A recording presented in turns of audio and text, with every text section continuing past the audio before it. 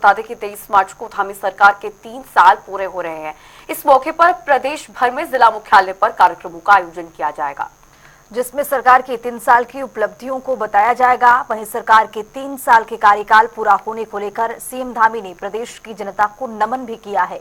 उन्होंने कहा है कि 3 साल के कार्यकाल में सरकार की ओर से जो विकास के लिए कदम उठाए गए हैं वे राज्य के लिए मील का पत्थर साबित हुए हैं।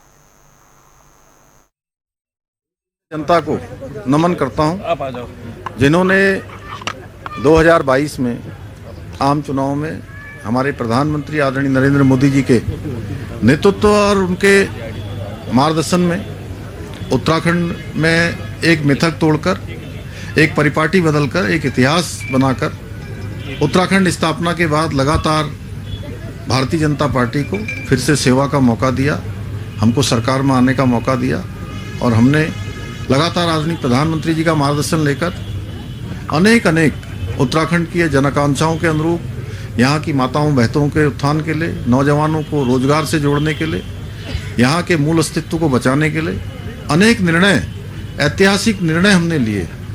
चाहे वो उत्तराखंड के अंदर देश की आज़ादी के बाद उत्तराखंड को पहला गौरव प्राप्त हुआ कि हमने समान नागरिक संहिता उत्तराखंड के अंदर इस वर्ष से लागू कर दी। उत्तराखंड के अंदर लंबे समय से मांग थी कि यहाँ के मूल अस्तित्व से कोई समझौता न हो, यहाँ की ज़मीनें खुर्द-बुर्द न हो, यहाँ की हमारी विरासत खराब न हो।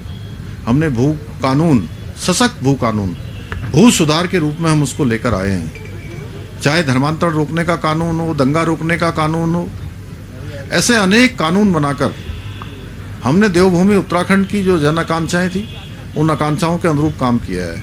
आज विकास के मामले में भी उत्तराखंड पूरे देश में नए मानक स्थापित कर रहा है। चाहे आज वो सतत विकास के लक्ष्यों को प्राप्त करना हो, उसमें भी देवभूमि उत्तराखंड पूरे देश में पहले पायदान पर है। बेरोजगारी दर 4.4% की कमी उसमें आई है। रोजगार देने में भी हम आगे बढ़े हैं, निवेश में भी हम आगे बढ़े हैं। उसका धरातल पर जो है ठीक प्रकार से व्यवहारिक रूप से उसको उतारा जा रहा है। इसी वर्ष राष्ट्रीय खेलों का आयोजन हुआ और शानदार आयोजन, पूरे देश के खिलाड़ी एक अच्छा अनुभव लेकर उत्तराखंड के ब्रांड एम्बेसडर बनकर पूरे देश के अंदर गए हैं। और आदरणीय प्रधानमंत्री जी के मार्गदर्शन में हमने इस वर्ष शीतकालीन यात्रा प्रारंभ की है।